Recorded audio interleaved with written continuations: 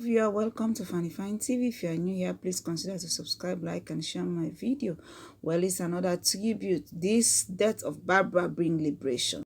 It was 27 years, 4 months, and 12 days ago that the Creator saw fit to release a gift called Barbara TOMMEY into this world.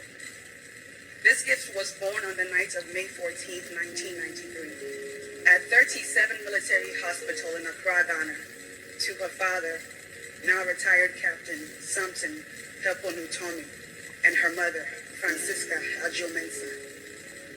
Barbara got her first name from her father. He was away on military assignment in Christmas of 1992, and Barbara was still in the womb at the time. But her father sent her postcard to his family where he wrote to his son, Perry, "Say hello to your sister, Barbara, from me." And then the name stuck. She got her middle name, Famia, from her mother, who was a teacher. And as a teacher, one of her favorite students was named Famia. She was beautiful, brilliant, and studying to become a pilot. Our Barbara, this Famia, indeed grew up to be beautiful and brilliant. She never did become a pilot, but she flew to great heights in her 27 years on this earth. She didn't need a pilot's license to soar like the free spirit that she was. Her ambition, her inner beauty, and her victorious mindset gave her all the licensure she needed to fly. First, Barbara was ambitious. She was committed to her education. She attended Services Basic School in Birmingham, Ghana, and then Meadowbrook Middle School in Orlando, and then received her high school diploma from Apopka High.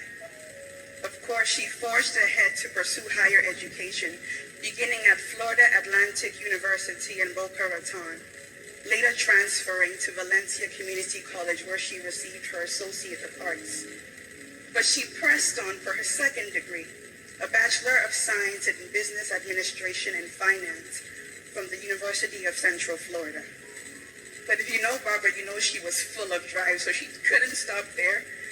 She went ahead for her third degree, which was a Master of Science in Marketing from Marvin University. And she had just begun acquiring this degree when she transitioned from this life. See, this is the kind of ambition and work ethic Barbara had. She worked her own way through school and paid for her own education without a single loan, all debt-free. And her ambition was not just limited to her education, but rather it permeated her career. After working for 5 years at Navy Federal Credit Union, she actually earned the position of assistant branch manager and was training to be promoted to branch manager at a different branch. When she left, she literally gave her best to her job until the last few seconds of her life, serving the public by wanting to open the doors for them. That was Barbara. She gave her all. But beyond her educational and professional achievements, Barbara was beautiful, and I don't just mean physically. Beyond the beautiful exterior that housed her spirit and her soul, Barbara had a profound beauty that radiated from within.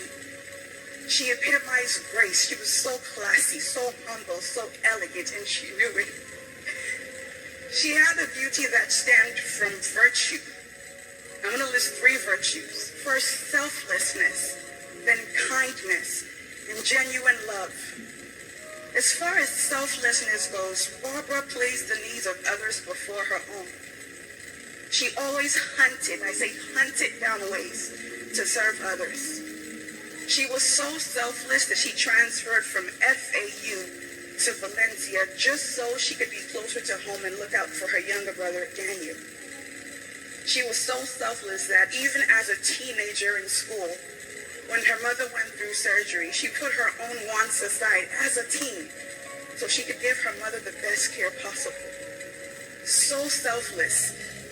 And I'm sure Pastor Sylvester is a witness of this. She would change her plans at the drop of a hat so she could serve at church, whether as an usher, a cleaner, a Bible teacher, or in any capacity she was needed.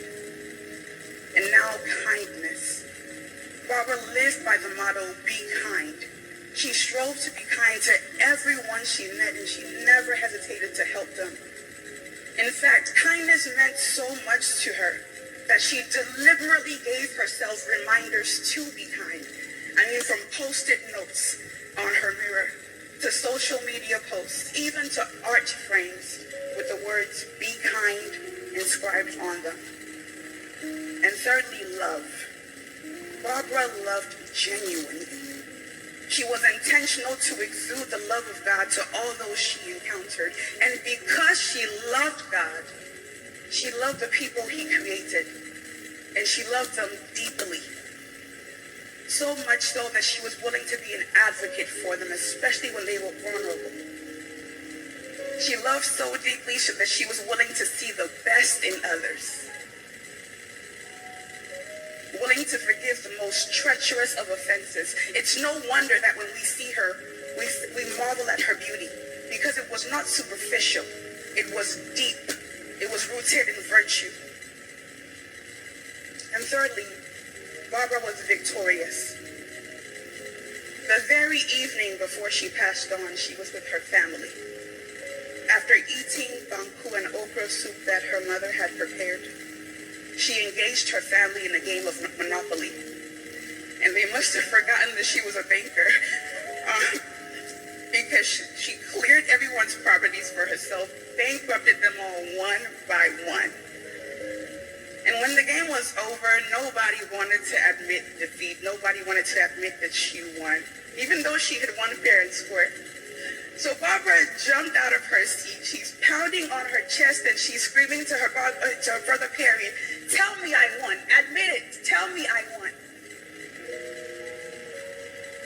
And on this 26th day of September 2020, Barbara, Famia, Tommy, we gather here and join not only your brother Perry, but we join your mother, your father, your older sister Sophia, your younger brother Daniel, your nieces Eliana and Shiloh and their mother Jennifer, your grandparents, your aunties, your uncles, your best friend Regina, and many other friends and colleagues. We all join here together to tell you that you won.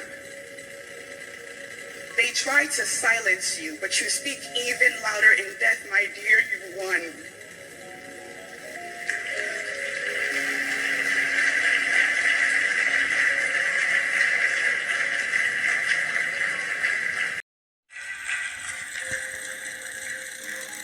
They tried to cut short your life, not realizing that you would end up saving many other lives by giving inspiration to leave abusive situations. Not solely because of who she was, but because of what she stood for. She stood as a model for unwavering faith and love. Her kindness ripples through our hearts, and though she is gone, we still feel her light. With deepest sympathy from the House of Glory Ministries.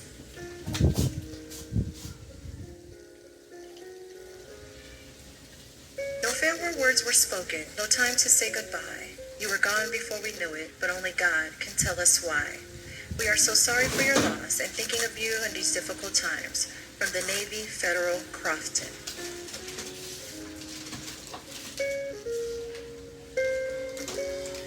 Those we love don't go away. They walk beside us every day. Unseen, unheard, but always near. Still loved, still missed, and very dear. Rest in peace, sister. You will always be remembered. From Gina Kodaka.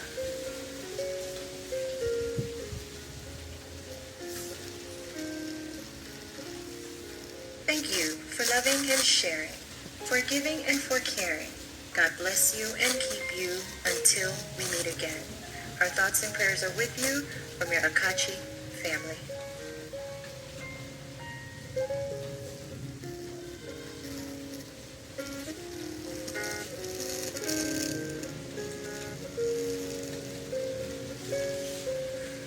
Your life was a blessing, your memory a treasure. You are loved beyond words and missed beyond measure. Ever be. As long as life and memories last, we will remember thee. We want to extend our deepest sympathy for your loss from Kenny and Nene Prince, your co-workers.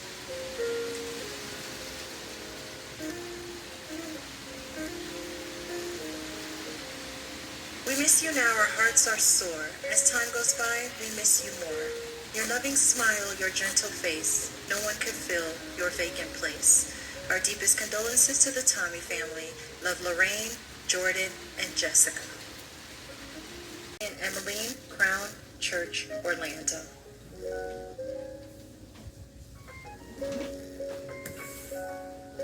We miss you in so many ways. We miss the things you used to say. Your touch, your smile was always so tender. Today, tomorrow, we will always remember.